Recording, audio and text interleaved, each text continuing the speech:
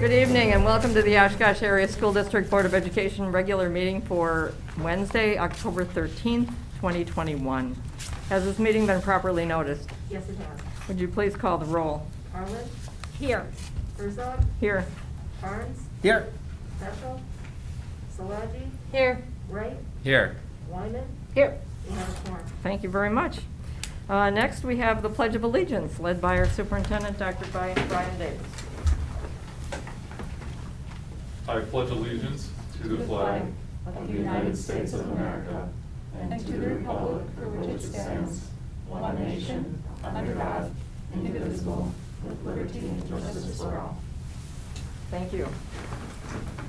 Our next order of business is the approval of the agenda. Is there anyone who wanted to move anything on the agenda tonight?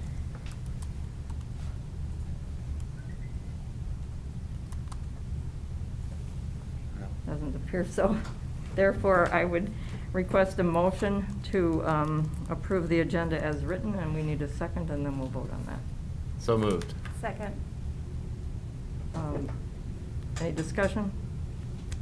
Please call the roll. Herzog? Yes. Barnes? Yes. Peschel?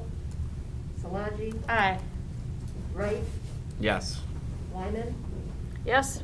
Harlan? Aye. Motion carried. Thank you very much. I do want to read a statement at the beginning of the meeting tonight. This is the first time in several weeks that the board has met in person in the boardroom, which is our preferred time and place and method of meeting.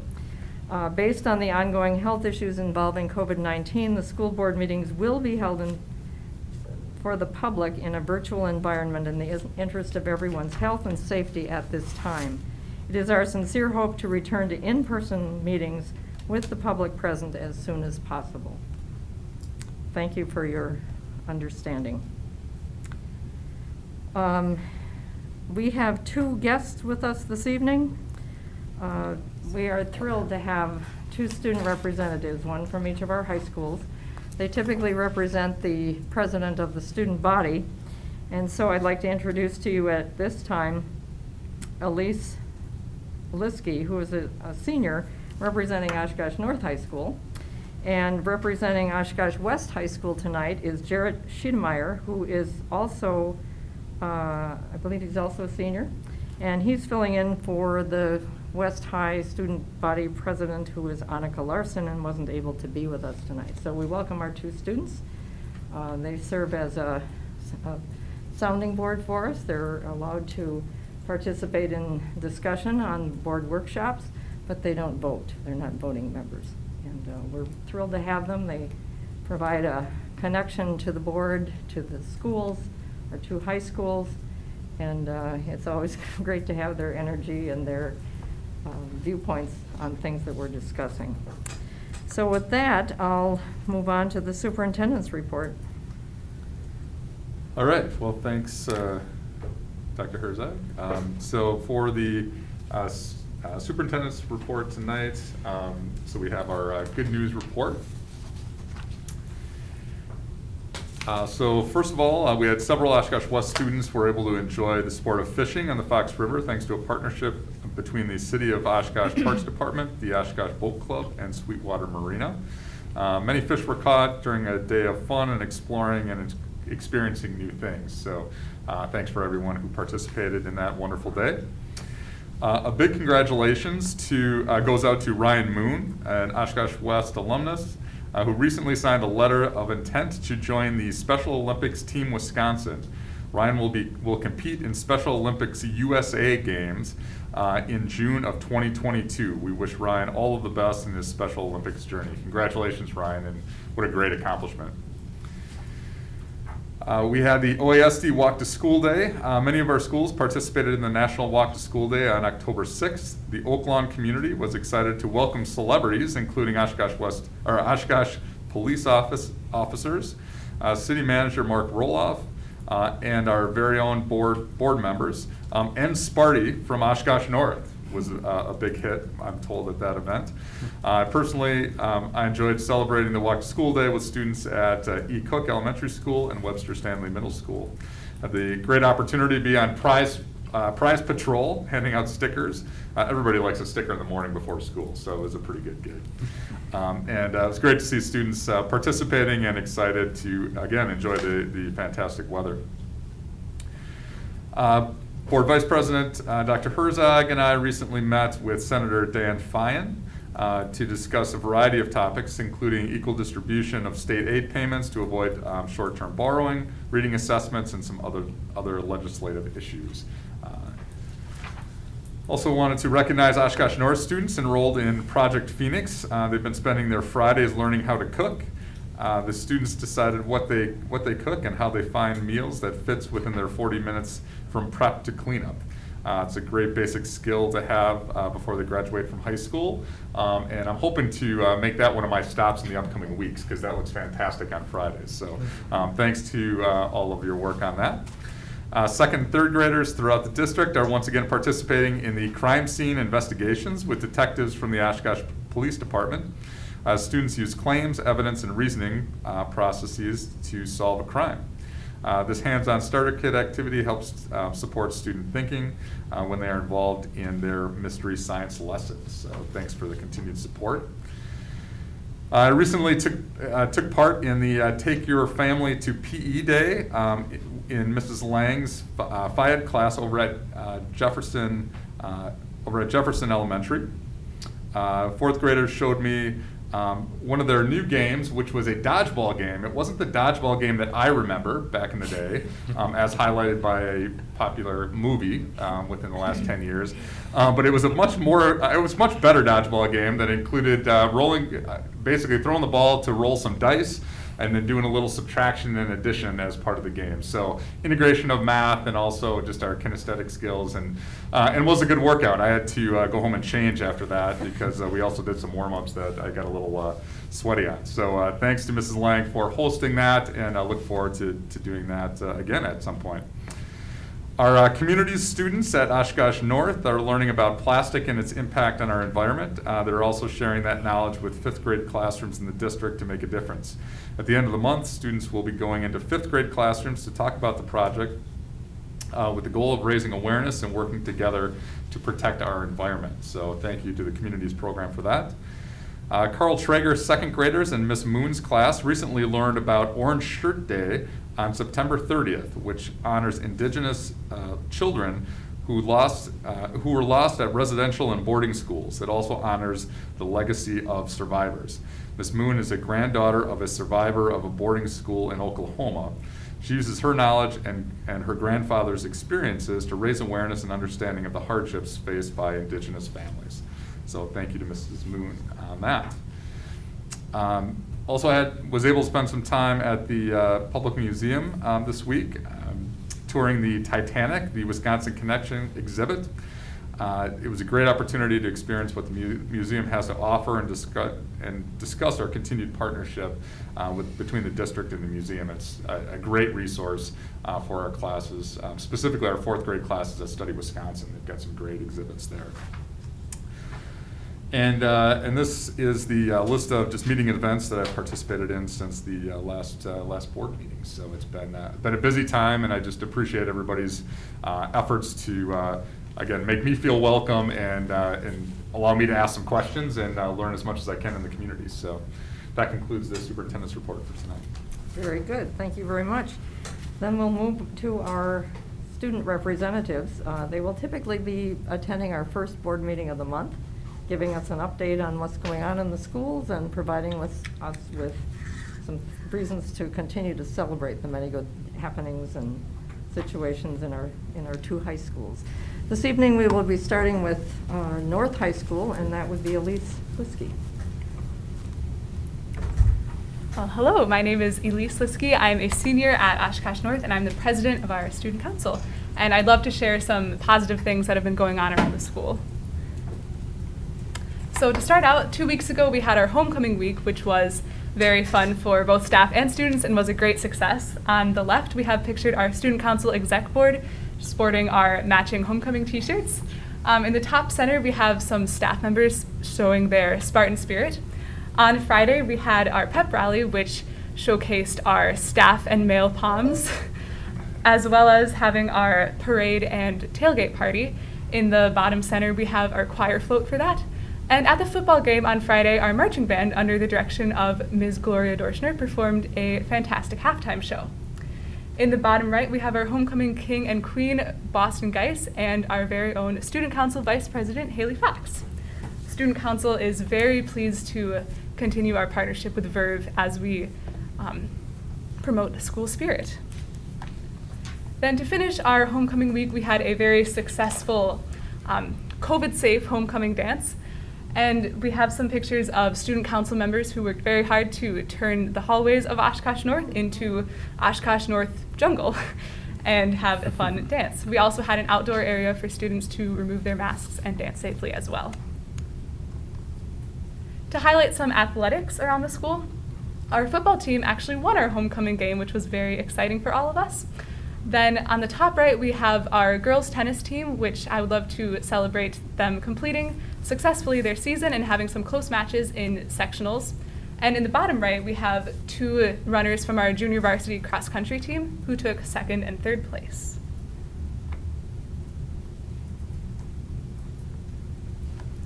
Polaris, which is North's branch of the National Honor Society, is working with the Salvation Army to run a coat drive to provide coats and hats and scarves and mittens for children in need.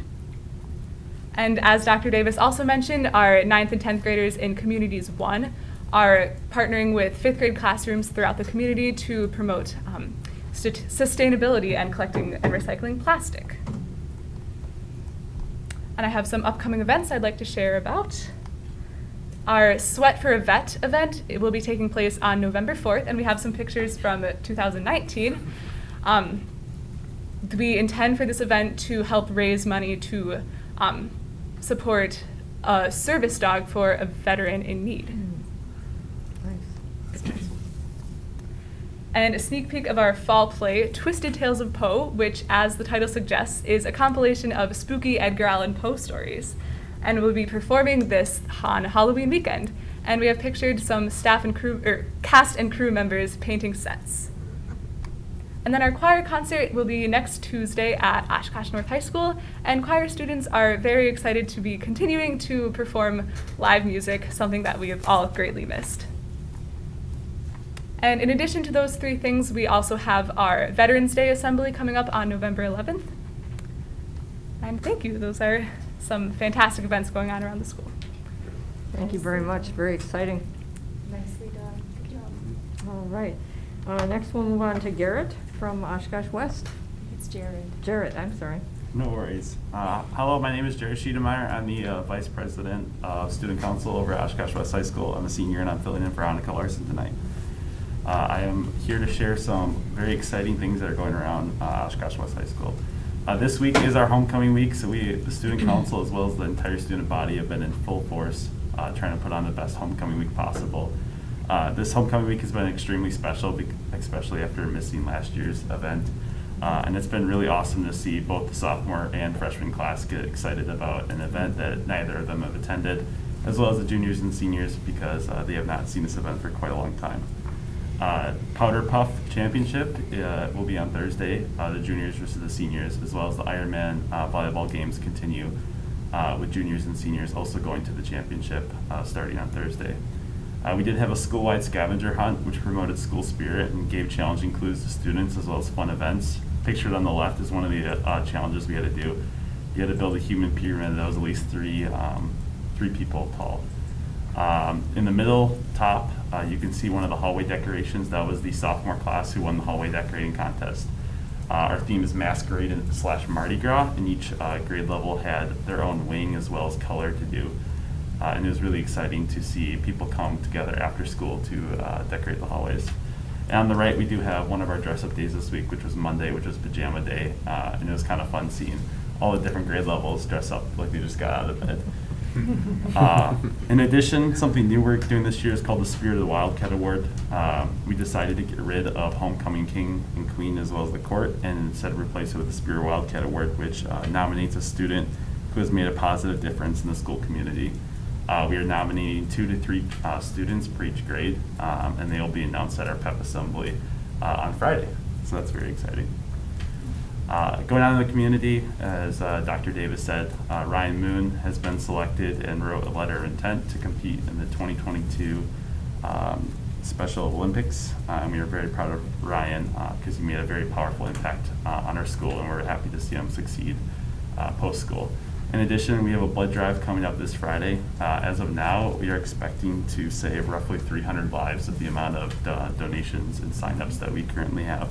And we're hoping for even larger number as we continue out through the rest of the week. In the bottom right, just as Dr. Davis also said, the junior Global Academy students went on a fishing trip with the Special Education Department. And it was really great to see them get engaged in the community and try something that some of these students have never done before. As for sports, in the top left, last night was senior night for the Oshkosh West boys soccer, who won their game, which was very exciting. In the bottom left, we have the Oshkosh West girls tennis. They are sending 5 state qualifiers this year, which is very exciting. Our tennis program has been outstanding this year. In the middle, we have Zach Bancroft and James Bradley at the West versus North game, which Oshkosh West did win 30-8. And then Zach Bancroft run a 35-yard interception for a touchdown. In the top right, we have our girls swim team, which have been doing absolutely fantastic this year. And we have a couple senior girls that have been swimming for the past 11 years. And this is their final ride, and it's been very exciting to watch them grow in our community and throughout the school. And in the bottom right, we have the girls cross country. Their conference meet is tomorrow, and we are very hopeful for our girls cross country team because they have been performing exceptional this year. Finally, some of the other things that are going on within the school. In the top left, we have 3 national merit semifinalists. These are within the top 1% of PSAT test takers, and they are completing their final applications to become National Merit Scholar finalists. In the bottom right, we do have the Oshkosh West Pep Band playing at a football game. They have played 3 times this year, with one last performance during the summer marching band for the homecoming game this Friday. It's been really great to be able to play in front of a crowd, especially since we were not able to do so all of last year. The only other thing that I have to say is that the whole student body at West is extremely grateful for the precautions that the school board has been taking with COVID, because there's so many events that we're doing right now that we would have not been able to do without the precautions that are currently in place.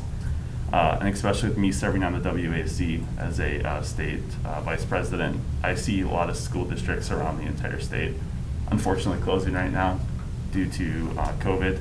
And it's really nice to be able to have one last homecoming, one last pep band, one last football game. And we are extremely grateful for that, so thank you. That does conclude the Oshkosh West report.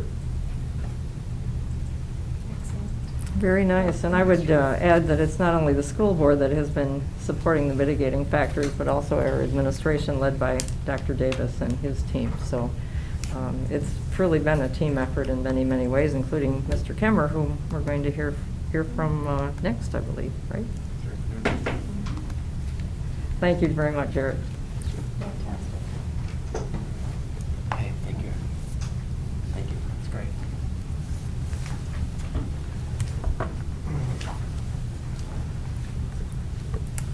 All right, good evening, everybody. Evening. Good evening. So for our COVID-19 update, I'm going to start my report like I always do and talk about the weekly Winnebago County COVID report that comes out.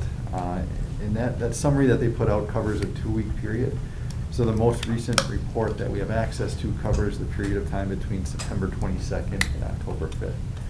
The report comes out every Thursday, so tomorrow there'll be a new one that comes out sometime in the afternoon. The good news is that we continue to see a declining trend in the case rate for our geographical boundary, as well as the county and state. So for this most recent 2-week period, our case rate was 598.2, again, which is below what it was last week. And for the the last number of weeks, it is declining from when it peaked on September 23rd at 711.4. So it's come down quite a bit since then. The number of cases that we have in our geographical area for students who are under 18 also continues to decline.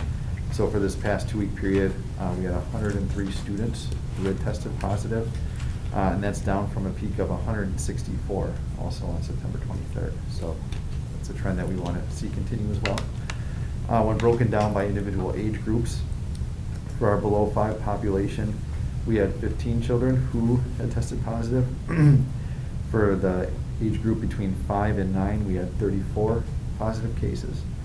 The age group between 10 and 14, we had 31 positive cases. And for the age group between 15 and 17, we had 23 positive cases. So again, spread relatively even across the age groups.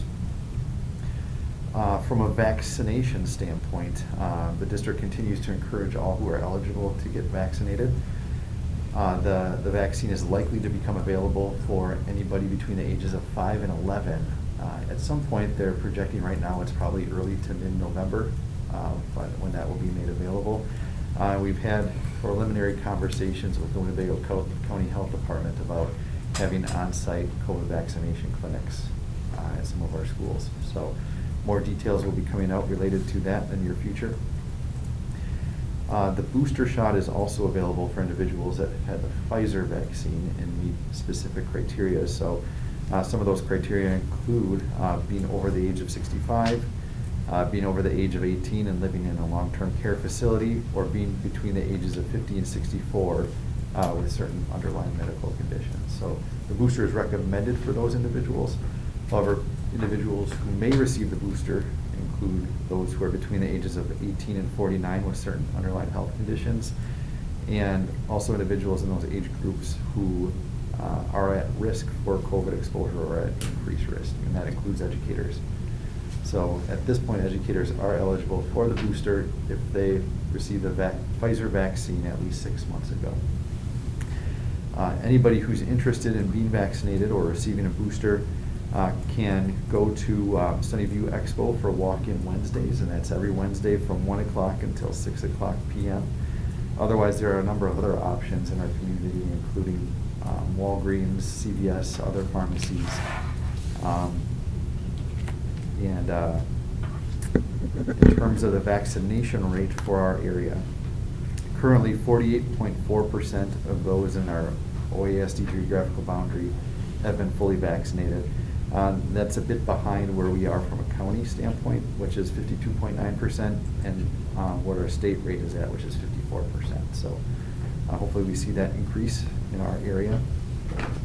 The Oshkosh Area School District continues to offer testing to students and staff members and their families who are either symptomatic or are household contacts to someone who tested positive. So if there is anyone who needs a test, they can come to our district office site.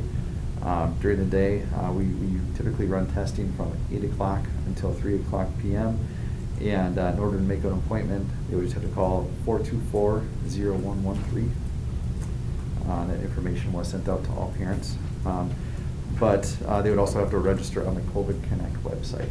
So you can always just call our district office too, and they can direct you back to make an appointment. And then finally, our district dashboard was last updated on October 8th. And at that time, we had 38 positive active cases in our district. 31 of those were students and 7 of those were staff. And they were located at 16 different schools across the district. So far, throughout the course of this school year, we've had 323 total cases of COVID-19 in our schools, and 36 of those cases where there were suspected in-school transmission.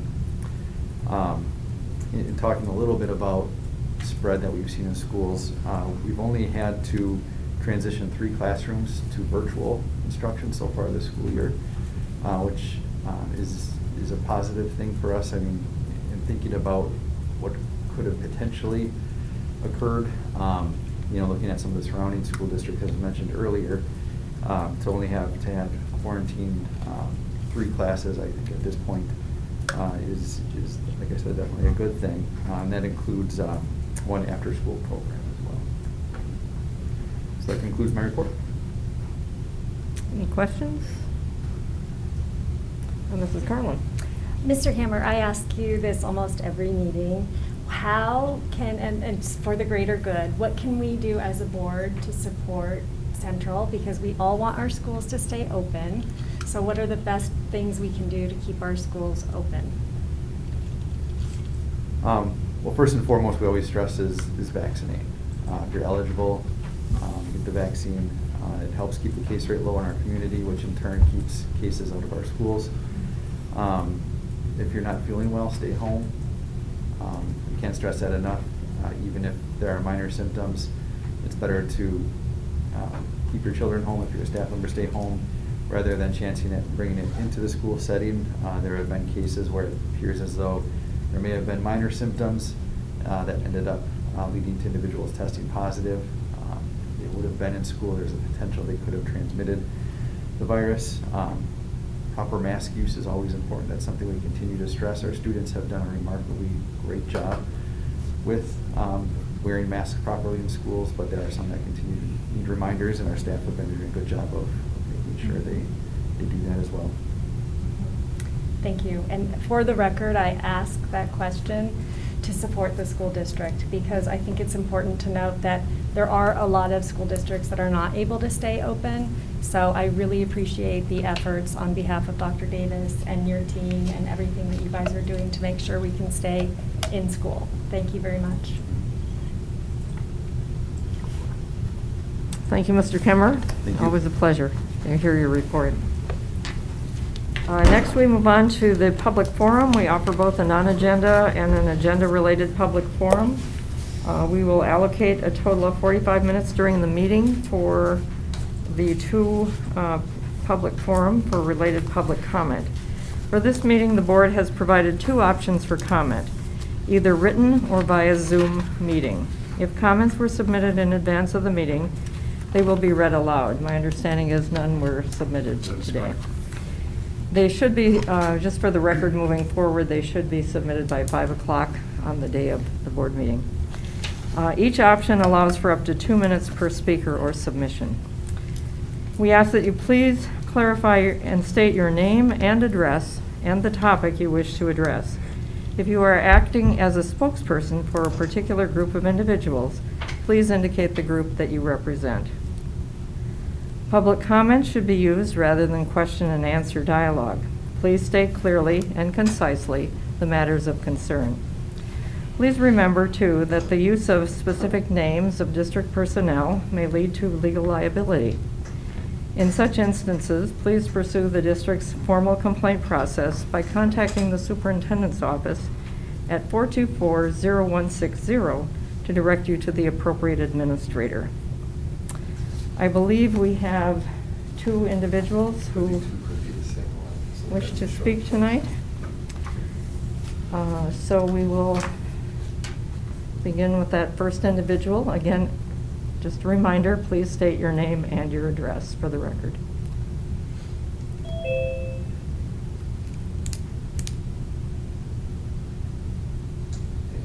he should be hearing us, and will need to be unmuted.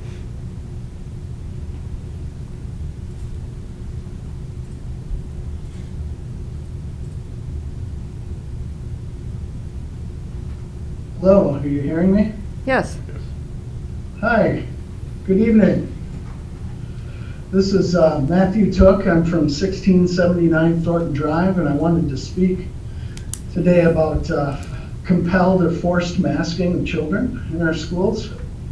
I was not allowed to speak at the last board meeting. I was left on hold, and the sign said, "Please wait, the meeting host will let you in soon." And I was hung up at the end. Sorry, I'm out of breath. I was working on something. I didn't expect to be called up here. I emailed the entire board and the superintendent, and nobody responded to my question. So today I want to talk about the efficacy of masks, in particular if they're effective for aerosol transmission, which is normal, healthy breathing, versus coughing, which is large water droplets. From an open records request, Anthony Fauci, because we always look upwards when we make these decisions, it seems. You look to the county looks to the CDC. He had said that masks are really for infected people to prevent them from spreading infection to people who are not infected. rather than protecting unaffected people from acquiring infection. Typical masks you buy at a drugstore are not really effective to keep out the virus, which is small enough to pass through the material. It might, however, provide some slight benefit to keep out large droplets if someone coughs or sneezes. Once again, you need to provide the data and the evidence in the studies about aerosol transmission and the effectiveness of surgical or cloth masks in comparison, and not keep saying that they work based on gross water droplets, meaning coughs and sneezes. We have a school, Lourdes Academy, that is currently optional. Any comparisons that we do in our district ought to be compared to Lourdes, which is a high school and middle school in the central city. Right now, their cases are very low, and they have had choice. And this is what we want. In the future, we want tangible measurements from Brian Davis on when masks can come off. We want to know when the decisions are reviewed. We want open and transparency. That's the problem. We have these sort of squishy measures of low, moderate, or high case accounts. At what point, Brian, do the masks come off? Thank you. Thank you very much, Mr. Took. Do we have anyone else waiting tonight? We might. Let's just bring this other person in who's named Matt as well and see if that's a different person.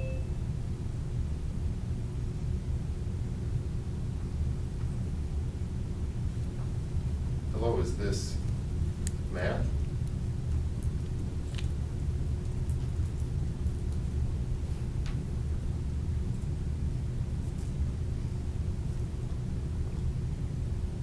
Asked him to unmute.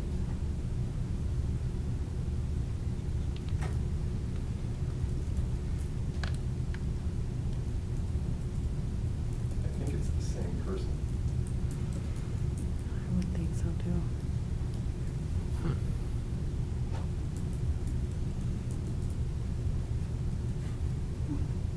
Should I give him? It looks like he's working on the car. Yeah, Okay. so I think that was the same person. All Just right. sometimes they join with two different devices. I see. It I just see. happens. All right. That's the only people we have in the waiting room. All right, thank you very much, Dr. Gunzlock. Our next agenda item then is a workshop. Our lead presenter is Mr. Nehans. We're going to be hearing about the annual update on the tax levy, which happens every October in every school board across the state of Wisconsin. Thank you, Mr. Nehans. Thank you. Good evening. We are going to, Scroll this. yep, thank you.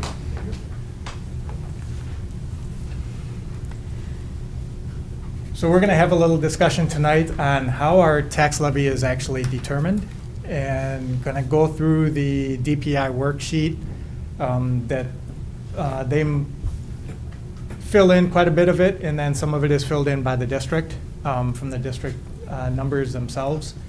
So just kind of want to go through in very, very general terms how the tax levy gets determined in Wisconsin. So we have a 3-year rolling enrollment number that gets multiplied by, currently it's a $10,000 per pupil amount, and that kind of sets your revenue limit. To that, we would either add or subtract any recurring or non-recurring exemptions that would exist, and that number gives us our total maximum revenue limit that you're allowed to utilize. And from that number, we would subtract out any of the state aid, which is specifically the general aid, computer tax aid, and then the property aid. And that number gives us the local tax levy number that we get for the general fund, which would then also include the Fund 38 debt, which for us was the energy efficiency debt. So those two levies have to be within that maximum revenue limit. And then outside of that, we'll talk about that as we go on. So when the kids come back to school, our enrollment is one of the biggest drivers. So what happens in the worksheet is we have to create a base number to begin with. So we take last year's number and we get it all calculated out of what the general aid is, what our computer aid is, and then what the local tax levies were, and then whatever we had for non-recurring exemptions, and that gives us a base number to work with for this year. So then we get our FTE number, and the FTEs for the students are based on a 3-year rolling average, and then it compares that number to the previous 3-year rolling average to determine whether you're in declining enrollment or in increasing enrollment. So this was last year's number, our base number that we're working off, the 9624. And these are the 3 years and the numbers. So you have the summer school FTE, which you take the FTE number and you multiply that by 40% to get what your actual head count for summer school is according to DPI. That number gets added to your third Friday enrollment count to come up with this is what your annual FTE count is for the revenue limit formula. This is not the head count. This is the revenue limit FTE number. Yes? The 9624 is the average of those 3 years? Correct. So Okay. when you average up these three, the total FTEs for the 3 years, it'll equal the 9624. So our current 3-year rolling average is going to be down in this section. So we have 2019, 20, and 21. So that our current 3-year rolling average is 9424. So that's the number that we're going to carry through to the next step, which is creating our new revenue limit. So we start with the base from that we calculated on the beginning part, and you get $10,000 per student. We didn't get any increases from the state, so we got a $10,000 increase. So that would be our base, is this. And on this section, we actually do the calculation of what we should have gotten is the 9424, our new 3-year rolling average, times the 10,000 is the 9424. So we're $2 million short because our enrollment declined by 200 on the rolling average. So what the state does is they have a hold harmless for 1 year for the declining enrollment. So we get to add the $2 million back to make us whole for this year. And when the next year's base is calculated, that $2 million comes off of that. So our base next year will be $2 million short of what our base is this year because we have declining enrollment. I have a question though. So as far as the rolling average is considered from 2018 to 2020, if I'm doing the numbers correctly, we're down 517 students. So then 2008, in the rolling average, 2018 is going to go off the rolling average next year, and we're going to go off 19 to 21, which without that guaranteed one-time stopgap funding kind of from the state could be a good amount of money. Yeah, right? so what you're talking about is actually that's what this year's illustration is showing. Yeah. So we did have, in last year's calculation, we had a 9,800 from FTE from 2018, which doesn't carry through to this year's 3-year rolling average. So we start this year with the 97, and then we're at the 93 and the 92. And to your point, I think what you're stating is next year then, It could be a lot bigger difference. we're going to drop the 9,700 off. Yep. We'll be left with 93, 92, and whatever that third number is. So if that third number isn't close to the 97, we'll again have another pretty significant drop. In my head, I'm doing the numbers, and we had the stopgap this year, but, you know, and I know the board's working really hard on this. If we don't start attracting students, it could mean potential losses of $5+ million next year, right? Potentially. Yeah, I'm not sure what that dollar amount's going to be, but it'll be a loss. Again, the loss that's going to happen next year, the loss is pretty much going to be limited to the $2 million that we are getting held harmless for this year, because next year we'll get that hold harmless again. So if we drop $5 million next year, we'll get a hold harmless next year for that $5 million. So But it won't get us back up to this year because we're losing a $2 million base for next year. so the hold harmless comes into effect even if it's It's a 1 year, as long as your enrollment goes down for the 3-year average, you get that hold harmless for that year to make you whole. Okay. Where it adjusts is in that base number. So our Okay. base number next year is gonna drop $2 million because that exemption's gonna get subtracted out of next year's base calculation. So we'll start with a base next year of 94 million instead of 96. Okay. And then we'll get a hold harmless up to that dollar amount if we have declining enrollment for the 3-year that would fall below that for that year. And then it just keeps continuing that cycle. However, if we start adding 200, 300, 400 kids a year, then our base can go up, It can. right? The one thing I want to point out for the board on that part of the equation though, that first year when you flip from a declining enrollment to an increasing enrollment, it's actually going to hurt you because you don't get that hold harmless.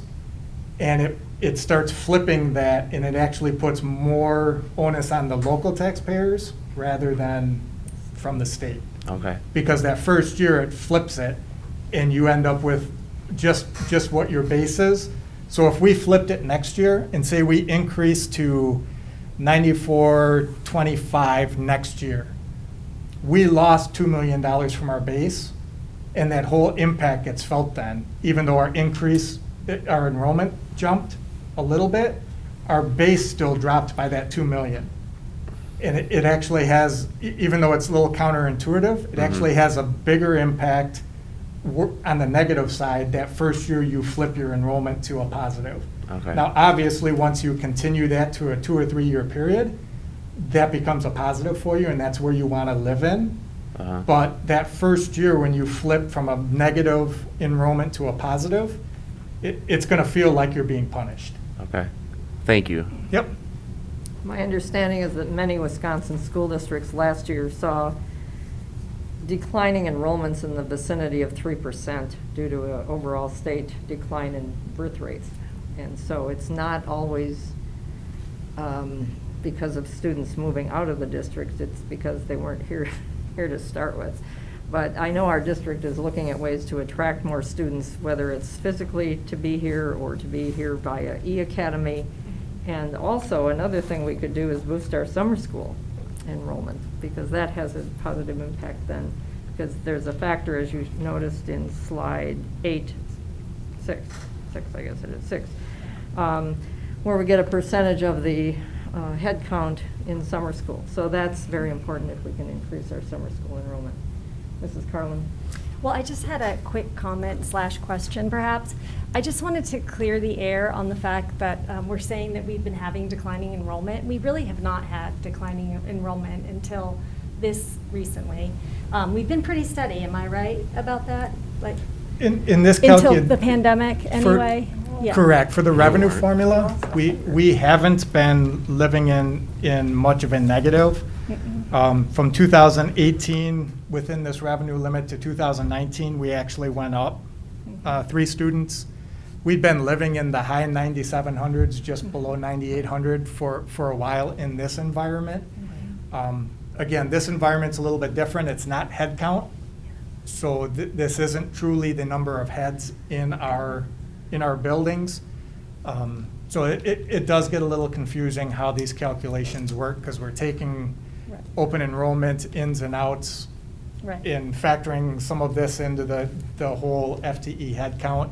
So it's really, it's unfortunate that it's as murky as it is, Right. but it's the system we have. Right. And just to clarify, I bet a lot of school districts have lost, have declining enrollments as a result of the pandemic. We're probably not the only ones. Is that a fair assessment? That would be a fair statement, and actually, the majority of public schools in the state are always residing in negative enrollment, declining enrollment. There's not as many districts that actually are always seeing positive gains within enrollment. There are those out there, but they're fewer than fewer as the years go by. Okay. Thank you. I'm sorry, Mrs. Wenner. Dr. Davis, could we get, for our next meeting, numbers of the past 2 years, actual heads and seats? Head counts? Mhm. Yep, yeah, we can do that. More further than that, maybe in the last 10 years. Because, So, or do you want- five. Do you want head count or FTE discount? I'm looking at students that we have. Head count? Okay. Because I have the numbers that would correlate to this for a 4-year period, but I think head we'd have to count work on the is head count. Yes, that'd be actual awesome. People. And as long as we're doing that, to put those numbers into a context, I think it would also be important then to look at the state numbers, so that we have a comparison. Has the state moved in the same direction we have, or has it moved in a different direction? I think the Valley would be a better comparative. But I would, state's good too. Well, I think we have to be cognizant of our requests and the burden that it places on our administration. What do we really need to know versus what's interesting to know, or what do we like to know? So I think we can leave that up to administration, but if this is going to cause hours and hours to compare us to other schools in the Valley, then I would recommend that we stick with the state. Yeah, I'll have to just check on accessibility for other districts. Certainly, we can do it for here in Oshkosh over a 10-year period of time and a head count. I think that'll give us the trajectory I think that we're Mhm. looking for at this point. We want to maybe go from the start there, and then if we want comparables beyond that, if that's. I mean, and I certainly agree with that.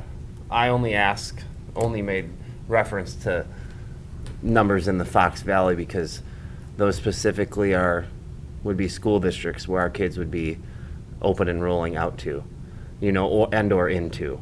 So, I mean, we're not competing with Hayward for students. We're competing with Neenah and Winneconne. So that's why I made that comment, But just I to think clarify. I think along with this, we get enroll out and enroll in numbers. We don't need to Yes. necessarily know where they're going, but we Sure. know how many are enrolling out, how many are enrolling in. Good point, good point. Yeah, we can certainly provide that. And those should be readily available. Yes. Okay, Mr. Nahans, back to you. Okay. So one of the things that we are seeing here this year is we have a transfer of service. So this we get to add into our base number that we're going to be going to with our hold harmless. And this is specifically related to, I believe it was our last meeting or within our last 2 meetings, we had talked about taking on more refugee students and having to add 2 staff members to accommodate the influx. So because they're coming to the district with needs that would cause us to increase our staffing, we actually get to petition the state for transfer of service.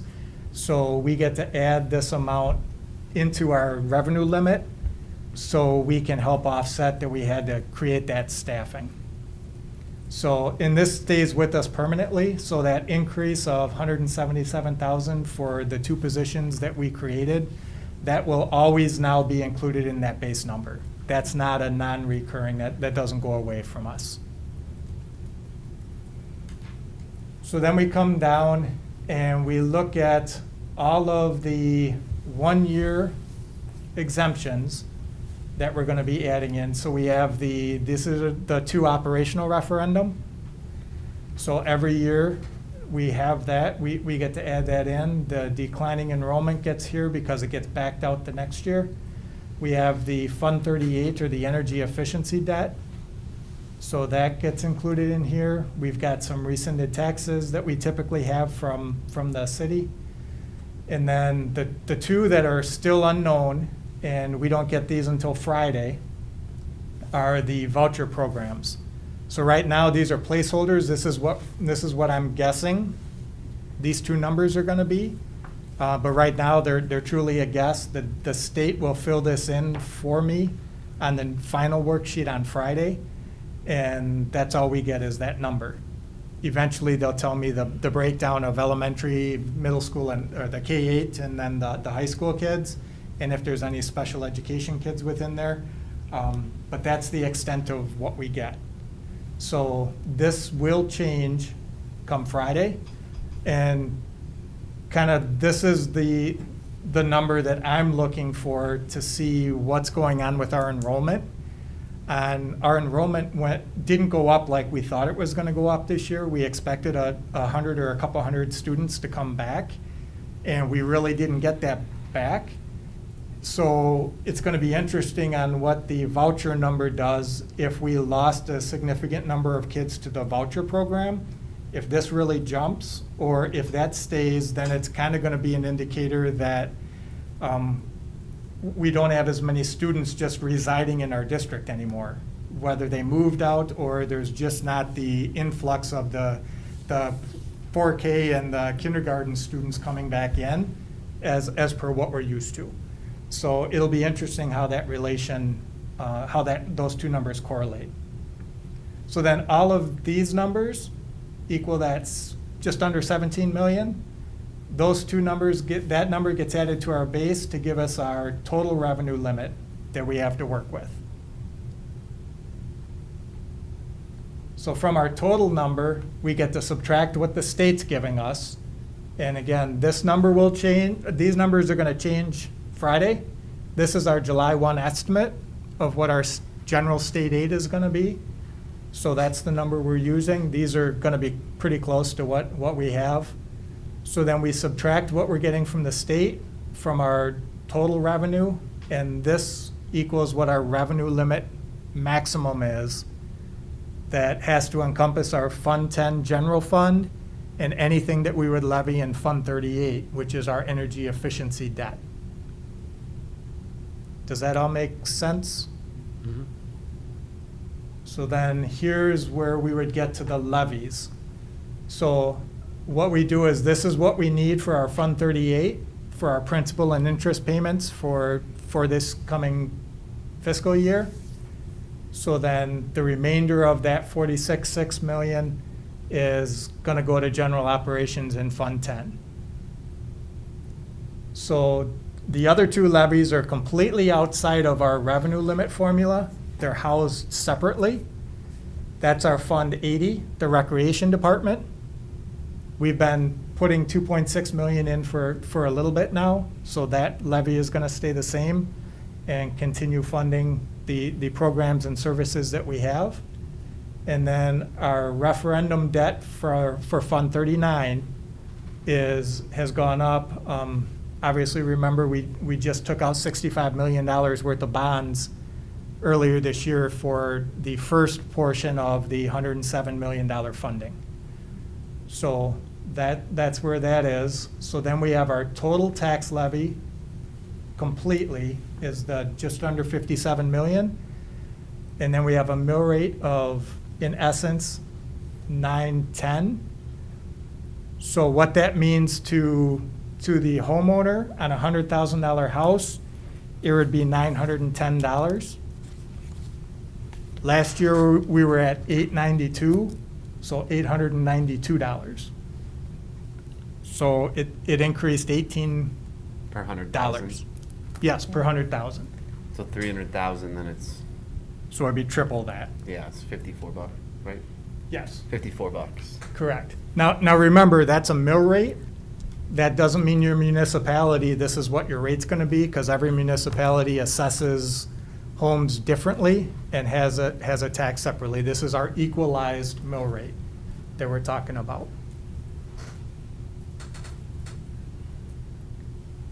So then in all of it, again, just to kind of go through the calculation for everyone, we have our all fund tax levy, our equalized valuation without the TIF districts is 6.26 billion. Now that went up a little bit more than 7%. The state average was about 0.5% less than what we grew as a city.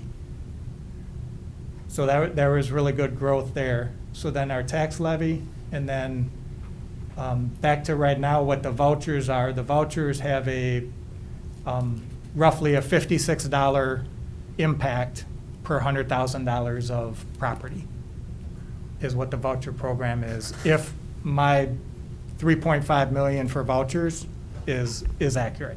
And that'll be verified on Friday. Correct. So that's, just to be clear, that's the 56 out of the 910, is that what it was that you said? Correct. Yeah. Of the $910, 56 of that is for straight vouchers. to the vouchers. Okay, thank you. Are there any other questions or comments for Mr. Nehans? I have a question. Please. So, first time going through this. Yep. A lot of information. When the referendum passed, what was the expectation that the property taxes would go up per 100,000? Was it about $85 per 100,000? per 100,000. And that's not hitting yet? Like The 65 million has hit. Okay, so it's only going up $18 right now per 100,000. So we're well below what it could have been? Correct. Okay, so that's good news. It is, well, yeah, there's some other factors in there. That's what I'm asking, yeah. So our general fund, because the tax levy has gone down in the general fund, that has gone down. Okay. And we're working with the Fund 39 to try to defease some of that debt schedule. So we're working with that because we have some capacity to be able to set ourselves up for down the road of having some debt fall off at ideal times, so that the next phases of our 4-phase plan will be a little easier and softer impact for the community down the road. I just, looking at it then, we passed it thinking that it was gonna go up $85 per 100,000. Correct? And the first year into it, it's only going up 18. I think that's Oh, yeah. an important thing to get out there that, we also saved a bunch of money right before, right after that happened, right, with buying the bonds and all that stuff, right? There was Correct. some The interest savings on it. was 17 million. I think this is something that is important to get out there, that the public understands that this is a way different impact than what it was. So going forward with the next phases of this referendum, that's a positive, so I hope that gets out there. So thank you. Yes, thank you. I think in addition to that, when you're talking about defeasance, what the defeasance will eventually result in is saving some tax dollars on interest, right? Because you're be able to prepay some debt, and that's going to have some additional savings as we move forward. Correct. Yes, it will. If my numbers were right, based on what you just said, this referendum's gonna cost a $300,000 home $54 a year versus the anticipated $255 a year. Oh, if you do 18 times 3 instead of 85 times 3. Because you said you were anticipating 85, right? I would be careful with that, because Okay. this isn't just straight a Fund 39 analysis within our tax levy. There's other levers that are impacting how that's going down. Okay. But yeah, that's one way of very generalization, Calculating it out. calculating that. But it wouldn't be fair to qualify it that way specifically. Okay. And is it next year that we'll see the rest of the 107 being taken out? Is that correct? Or was it over 2 years? The original plan was to take out in 3 phases. This year, the spring of next year, and spring of '23. What we're looking at now, because we front-loaded a lot more of the debt than what we were anticipating when we first were going to referendum before the vote, the interest rates, we wanted to capture as much as we possibly could from that interest rate environment. So we front-loaded 65 million. So we're actually looking right now at the potential of skipping the 2022 bond issuance and holding off because we don't truly need that money. We can make it until the next year within the way the payment schedule is coming off for the construction work. So we're potentially looking and trying to analyze if we wait until 2023, can we defease enough of the debt in the next 2 years to really lower that impact when we take out the final 42 million?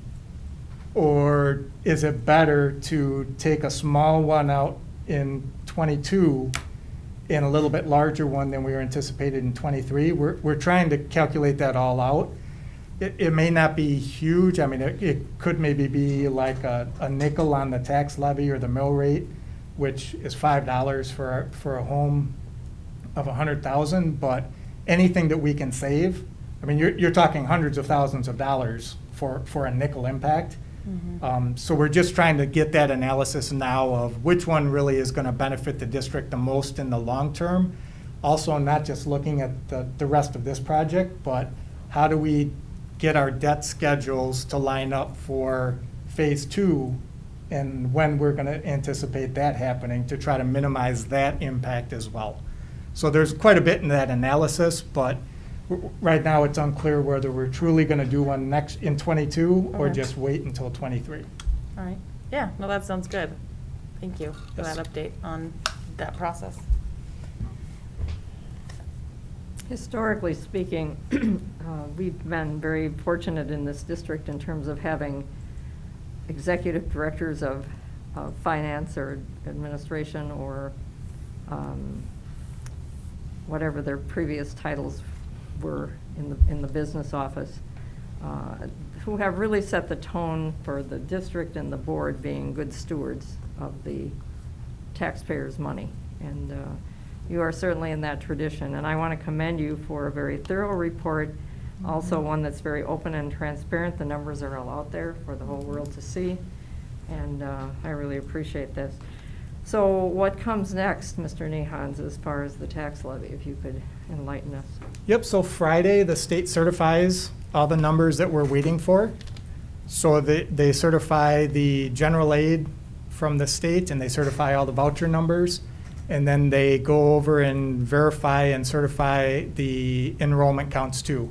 Because sometimes, especially in the last year and this year, there could be some fluctuation as everything gets sorted out between all the districts on where the students truly are. So that all comes out Friday. And then once that comes out at our next meeting on the 27th, we will present the final tax levy that the board will actually act on and approve the resolution for. And then that truly sets what our revenue budget is, which then impacts where our preliminary budget that we approved back in September, whether or not we have to make some adjustments to that or not. And that all keeps us in alignment with state law in terms of Correct. of Yep. all those pieces that need to be in place and the setting of the levy and so on Correct. by the end of. We're required by the end of October to set a levy. Very good. So. Thank you. Any other questions or comments for Mr. Nehans? Okay, thank you. Well, thank you. We'll look forward to your Thank you. Resolution on the next board meeting then. Thank you very much. At this time, do we have any requests for future agenda items?